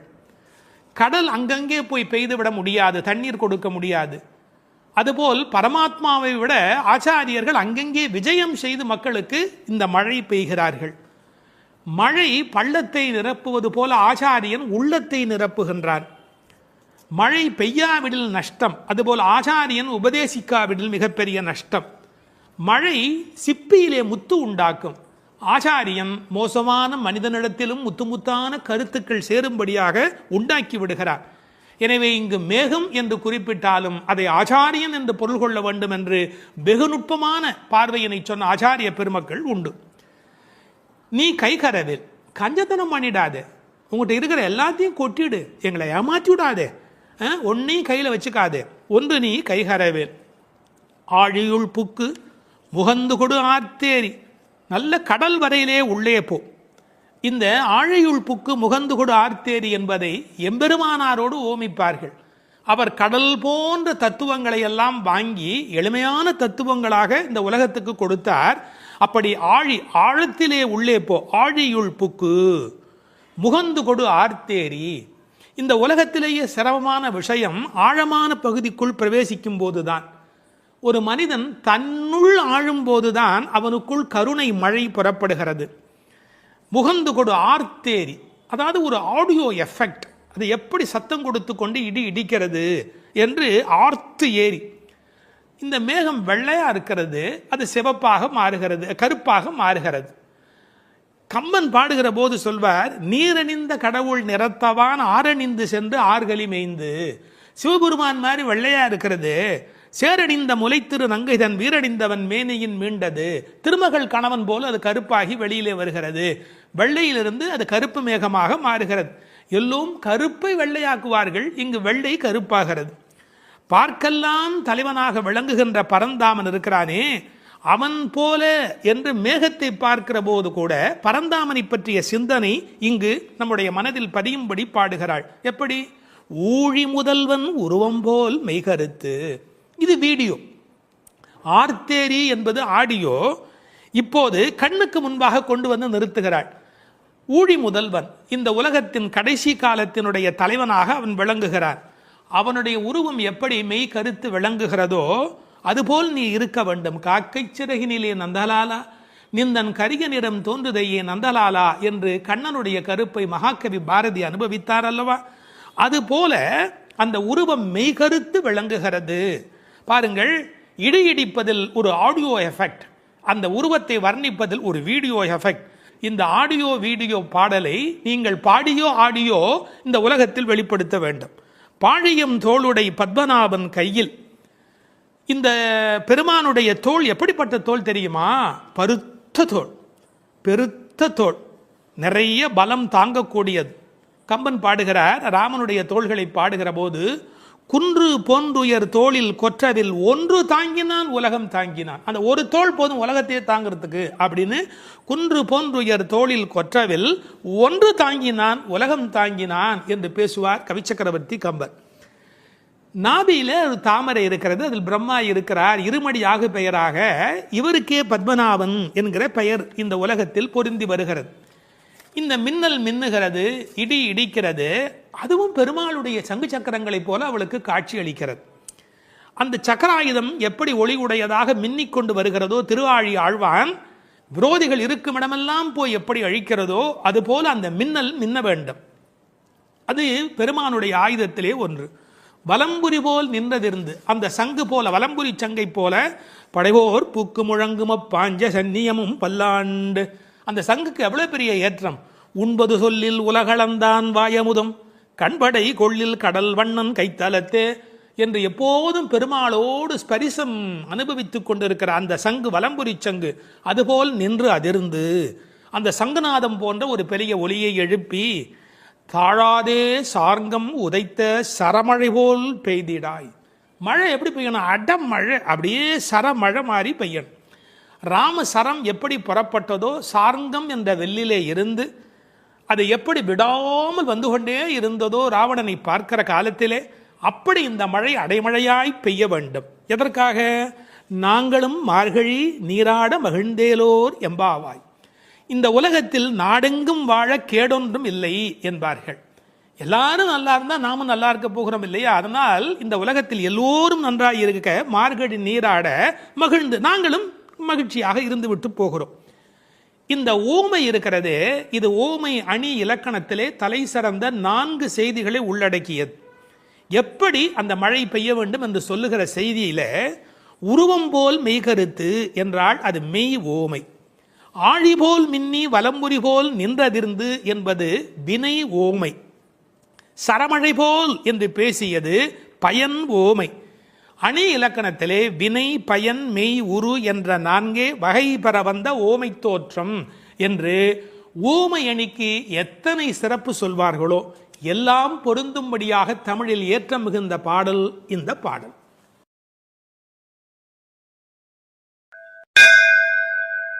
வேதம் அனைத்துக்கும் வித்தான திருப்பாவையின் 6வது பாடல்.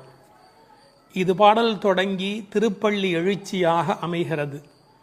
உறங்குகிற பெண்ணை வெளியில் இருக்கிறவள் எழுப்புவது போல பாடலின் அமைப்பு முறை. விடிந்தது என்பதற்கான அடையாளங்கள் சொல்லி எழுப்புகிறார்கள்.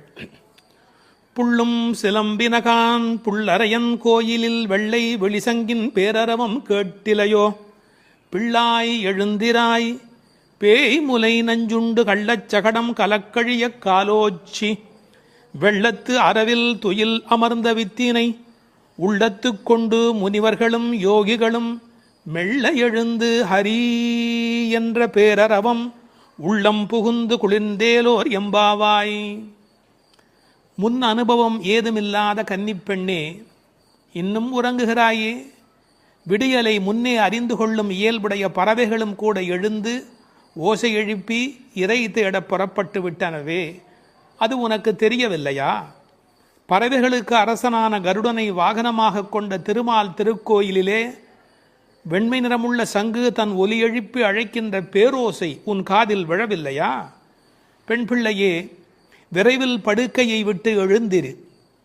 முன்பு தன் தாய் யசோதை வடிவில் முலைக்காம்பில் நஞ்சையே தீட்டிக்கொண்டு வந்து கண்ணனுக்கு வஞ்சகமாக பாலூட்ட கருதினாளே பூதனை. அவளிடம் பால் பருகுவது போல முலையுண்டு அவள் உயிரையும் உண்டானே கண்ணன். முன்பு கள்ளத்தனமாக சக்கரமாக அவன் முன் தோன்றினானே சகடாசுரன். அவனை தன் திருவடிகளை உயர்த்தியே உதைத்து அவன் கலக்கம் அடைந்து அழிந்து போனானே அந்த கண்ணன். திருப்பார்கடலிலே அமைந்திருக்கும் ஆதிசேஷன் என்னும் பாம்பின் மேல் அரிதுயில் கொண்டிருக்கிறானே அந்த கண்ணன். இவ்வுலக உற்பத்திக்கு மூல காரணமான அந்த கண்ணனை தம் உள்ளத்திலேயே இடைவிடாது தியானித்து கொண்டிருக்கும் முனிவர்களும் இறைவனை எளிதில் அடையும் யோகம் போன்ற உபாயங்களையும் செய்து கொண்டிருக்கும் யோகியர்களும் அலுங்காது அசையாது மெதுவாக நிதானமாக எழுந்து ஹரி ஹரி என்று திருமாலை எண்ணிப்பாடும் பேரோசை உன்னுடைய காதுகளில் கேட்கவில்லையா? ஆனால் இவ்வோசைகள் எல்லாம் எங்கள் செவி வழி புகுந்து உள்ளத்திற்கு குளிர்ச்சி தருகின்றனவே. இந்த அனுபவத்தை எங்களுடன் பகிர்ந்து கொள்வதற்காகவாவது நீ எழுந்து வரமாட்டாயா? இது பாடலின் திரண்ட பொருள். புள்ளும் சிலம்பினகான் புள்ளரையன் கோயிலில். புள்ளும் சிலம்பினகான் என்பது இயற்கையின் அழைப்பு. காலையிலே பறவைகள் ஒலி எழுப்புகின்றன. இதில் புள்ளும் என்றால் அந்த உம்மை சிறப்பு உம்மை. காலை பொழுது எப்படி விடுகிறது என்றால் கோழி கூவுது என்று ஒரு வார்த்தை சொல்வார்கள். மனித வாழ்க்கை இயற்கையோடு கலந்து நிற்கக்கூடிய தனித்த சிறப்புடையது. அது காலையில் இறை தேடுவதற்கு புறப்படுவதற்கு முன்பாக ஒலி எழுப்பி அதன் பிறகு புறப்படும். இறை தேடும் போதே இறை தேடு என்பதுதான் மனிதனுக்கும் விலங்குக்கும் இருக்கிற வித்தியாசம். அதனால் இறை தேடி அது எழுப்புகிற ஒலியை கேட்ட மாத்திரத்தில் இறை தேடி வல்லினரா இறை தேடி நாம் அந்த பெருமானை நினைக்க வேண்டாமா என்ற அர்த்தத்தில் புள்ளும் சிலம்பின என்றாள். தமிழிலே சிலம்புதல் என்றால் ஒலி எழுப்புதல் என்று பொருள். அதிகாலை எழுவதை மனிதன் பறவைகளிடமிருந்து கற்றுக்கொண்டான் என்கிறார்கள். அது மட்டுமல்ல, பறவைகள் மனிதனுக்கு எச்சரிக்கை உணர்வை ஊட்டக்கூடிய ஒரு அடையாளம். ஒரு காலத்தில் காடுகளில் மனித இனம் வாழ்ந்த காலத்தில் பதுங்கி வரும் பாய்ச்சல் மிருகங்கள் குறித்து எச்சரிக்கை ஒலி எழுப்பும் இயல்பு பறவைகளுக்கு உண்டு. எனவே பறவைகளின் ஒலியை பார்த்து வருகிற நன்மை தீமைகளை மனிதன் உணர்கிற பழக்கம் அன்று தொட்டிருந்திருக்கிறது. எனவே வெளியில் விடுகிற விடியலுக்கு அடையாளமாக சொன்னாலும் பறவை ஒலிக்கும் மனித இனத்துக்கும் சம்பந்தம் இருக்கிறதே. புள்ளும் சிலம்பினகான். புல் அரையன் கோயில், பறவைகளுக்கெல்லாம் தலைவன் கருடன். அந்த கருடன் கோயிலிலே, அதாவது திருமாலுடைய திருக்கோயிலிலே சங்கு ஒலி எழுப்பி அழைக்கிறார்களாம். வெள்ளை வெளிசங்கின் பேரரவம் கேட்டிலையோ. வெள்ளை விழிசங்கு அது ரொம்ப தூய்மையான சங்கு. வெறும் நிறம் மட்டுமல்ல, அது எல்லா வகையிலுமே தூய்மையுடைய ஒன்று, வெண்மையுடைய ஒன்று. அது அழைப்பதற்காகவே பயன்படுத்தப்படுவதாலே விழிசங்கு கோயிலிலே நடை திறந்து விட்டது, மக்கள் வரலாம் என்பதற்கான அறிவிப்பு சங்கொலியின் மூலம் அந்த ஊருக்கு தெரிவிக்கப்படுகிறது. எனவே கோயில் அழைப்பு வந்துவிட்டதே, நீ எழுந்திருக்க வேண்டாமா? பேரரவம் கேட்டிலையோ. பறவையின் சப்தம் கூட சின்ன சின்னதாக போயிருக்கலாம். இது எத்தனை பெரிய ஒலி, சங்கு ஒலி எழுப்புகிறார்களே, ஊருக்கே கேட்க வேண்டும் என்று எழுப்புகிறார்களே, உனக்கு தெரியவில்லையா? சங்குக்கும் ஆண்டாளுக்கும் இடையில் இருக்கிற தொடர்பு நாச்சியார் திருமொழி நன்கு படித்தவர்களுக்கு தெரியும். கற்பூரம் நாருமோ கமலப்பூ நாருமோ திருப்பவளச் செவ்வாய்தான் தித்தித்திருக்குமோ, மறுப்பொசித்த செங்கண்மால் வாய்ச்சுவையும் நாற்றமும் விருப்புற்று கேட்கின்றேன் சொல்லாழி வெண்சங்கே என்று சங்கரை பாராட்டி மகிழ்ந்தவள் ஆண்டாள் நாச்சியார். எனவே வெள்ளை வெளிசங்கு அதற்கு என்ன பெருமை என்றால், ஓங்கார ஒலி எப்போதும் சங்கிலே காதில் வைத்தால் கேட்டுக்கொண்டே இருக்கும். நமக்கு ஒரு ஆச்சரியம், கண்ணனாகிய கடவுள் குடியிருக்கிற ஊரில் வேறு ஒரு கோயிலா? கோயில் அழைப்பு என்றால் ராமாயணம் படிக்கிற போது ராமன் நாராயணனை போய் வணங்கி வந்த செய்தி இருப்பதைப் போல கண்ணன் ஊரிலும் திருமால் கோயில் இருந்திருக்கிறது. இதில் புறவிடியல் பற்றி பேசினாலும் உண்மையில் அகவிடியலை பற்றி நாம் சிந்திக்க கடமைப்பட்டிருக்கிறோம். இதெல்லாம் காலை நேரத்து அடையாளங்கள். ஆன்மீக விடியல் என்பது ஏற்பட வேண்டும் என்றால் அறியாமை, இருட்டு போக வேண்டும். நீங்கள் இருட்டை விரட்டிவிட முடியுமா? இந்த உலகத்தில் என்ன முயன்றாலும் இருட்டை விரட்ட முடியுமா? ஒரே ஒரு வேலை இருக்கிறது, ஒரு வெளிச்சத்தை நிறுவுவதுதான் மனிதன் செய்ய வேண்டிய வேலை. எல்லாரும் உட்கார்ந்து கொண்டு இருட்டே போ இருட்டே போ இருட்டே போ என்றால் போகாது. ஆனால் ஒரு விளக்கை ஏற்றி வைத்தால் இருட்டு காணாமல் போய்விடும். அதுபோல் நம்முடைய அஞ்ஞானம், அறியாமை என்ற மன இருள் நீங்க வேண்டுமென்றால் நாராயணன், இறைவன், பரம்பொருள் என்ற ஒற்றை விளக்கு நமக்கு போதுமானது. அதை சொல்லிவிட்டு பிள்ளாய் எழுந்திராய் என்கிறார். பெண் பிள்ளைகளை ஏ பிள்ளை என்று அழைப்பது தமிழ் மண்ணிலே இருக்கிற ஒரு மரபு. என்ன பிள்ளை இப்படி பேசிக்கிட்டே இருக்கிறியே அப்படிம்பாங்க. அது சிறு பிள்ளைகளை சொல்லுகிற வழக்கம் உண்டு. பிள்ளாய் எழுந்திராய். இந்த பிள்ளாய் என்பதில் இருக்கிற அழகு, சிறுபிள்ளைத்தனமாக நடந்து கொள்கிறாயே. உனக்கு கோயிலுக்கு வந்து முன் அனுபவம் இல்லையா? இந்த சபரிமலைக்கு போகிற போது கன்னிசாமி என்று அழைத்து கொண்டு போவார்கள். எல்லாரும் எழுந்திருக்கிற நேரத்தில் அவர் எழுந்திருக்க மாட்டார், அந்த முறையாக பூஜையில கலந்து கொள்ள மாட்டார். கன்னிசாமி அவருக்கு விவரம் தெரியல என்று எல்லோரும் சொல்வார்கள். இந்த பிள்ளை எழுந்திருக்கவில்லை, பிள்ளாய் எழுந்திராய் என்றார். அவள் எழுந்திராமைக்கு காரணம் சோம்பல் மட்டுமல்ல, சோம்பலை தாண்டி இன்னொன்றும் இருக்கலாம். என்ன? கிருஷ்ண மயக்கம் என்றும் காரணமாய் இருக்கலாம். மிக முதிர்ந்த நிலை ஒரு காரணமாய் இருக்கலாம். அவளுக்கு அதிர்ச்சி உண்டாகும்படியாக எழுப்புவதற்கு உரிய கண்ணபெருமானுடைய வரலாறுகளை சொல்லுகிறார்கள். பேய்முலை நஞ்சு உண்டு பூதனே என்ற ஒரு அரக்கி தாய்முலைப்பாலில் அமுதிருக்க தவழ்ந்து தளநடை இட்டு சென்று பேய் முலைவாய் வைத்து நஞ்சு உண்டு பித்தன் என்றே பிறர் ஏசன் என்றாய் திருமங்கையாழ்வார் பாடுகிறார். அதாவது தாயிடத்திலே அமுது உண்ணாமல் பேயிடத்திலே போய் உண்டு அவளுக்கு மேலே போவதற்கான வழிமுறையை செய்த பூதனையினுடைய வரலாறு, அரக்கியின் வரலாற்றை சொல்லுகிறார். அடுத்து இன்னொரு வரலாறு, கள்ளச்சகடம் கலக்கழிய காலோச்சி. கள்ளச்சகடம், சகடாசுரன் என்ற ஒரு அசுரன் வஞ்சனையான வடிவத்தில் சக்கரமாய் வருகிறான். அப்போது பெருமான் என்ன செய்தார்? தம் கால்களாலே எட்டி உதைத்தார். தன்னை நேடி வந்த ஆபத்தை அவர் விரட்டுகிறார். என்ன நயம் சொல்வார்கள் தெரியுமா? பெருமாளுடைய திருவடி நம்முடைய கஷ்டத்தை போக்குகிறது என்பதையும் தாண்டி பெருமாளின் துன்பத்தையே போக்கக்கூடியது. இப்படிலாம் அர்த்தம் சொல்லலாமா என்று கேட்பார்கள். உயர்வர உயர்நலம் உடையவன் எவன் அவன், மயர்வர மதிநலம் அருளினன் எவன் அவன். இந்த பாசுரத்திலே துயரரு சுடரடி என்று ஒரு வாசகம் வரும். அந்த துயரரு சுடரடி என்பதற்கு வியாக்கியானம் செய்த பெருமக்கள் நம்முடைய துயர் என்று கூட அர்த்தம் செய்ய வேண்டிய அவசியமில்லை. பக்தனுக்கு அனுகிரகம் பண்ணுவதற்கு திருவடி இருந்தும் பக்தன் தன்னிடத்தில் வந்து அதை பெறாத போது பகவான் துயரமுறுகிறான். தாய் தன்னுடைய முலைப்பாலை தரையிலே பீச்சுமா போல அருளை அவன் பக்தர்களுக்கு வழங்குகிறான் என்று எழுதினார்கள். எனவே பெருமானுடைய திருவடி பெருமானுடைய துன்பங்களையே நீக்கியது என்றும் பொருள் கொள்ளலாம். மனிதர்களுக்கு ஒவ்வாதது ரெண்டு காரம், ஒன்று அகங்காரம், மமகாரம். அப்படி தோன்றிய அசுரர்களை அவன் அழித்திருக்கிறான். வெள்ளத்தரவில் துயிலமர்ந்த வித்து, இந்த உலகத்துக்கெல்லாம் மூலமான வித்து. நல்ல தண்ணீர் நனைத்துதான் விதையை நடுவார்கள். இவன் வெள்ளத்து அரவில் பார்க்கடலிலே பாம்பிலே படுத்திருக்கிறான். வெள்ளை வெள்ளத்தின் மேலொரு பாம்பின் மிசை கள்ள நித்திரை கொள்ளும் பரமன் என்பார்கள். நீர் குளிர்ச்சி, பாம்பு குளிர்ச்சி, அந்த குளிர்ச்சிக்கு மேல் குளிர்ச்சியாக கண்ணபெருமானுடைய தோற்றம் குளிர்ச்சி. முதல் தனி வித்தேயோ என்று நம்மாழ்வார் பாடுவார். ஆலமர் வித்தின் அரும் குரலன் என்று கம்பர் பாடுவார். விச்சி இன்றி விளைவது இல்லை என்று பகலாதனுடைய சரித்திரத்தை பாட வந்த இடத்திலே கவி சக்கரவர்த்தி கம்பன் பாடுகிறார்.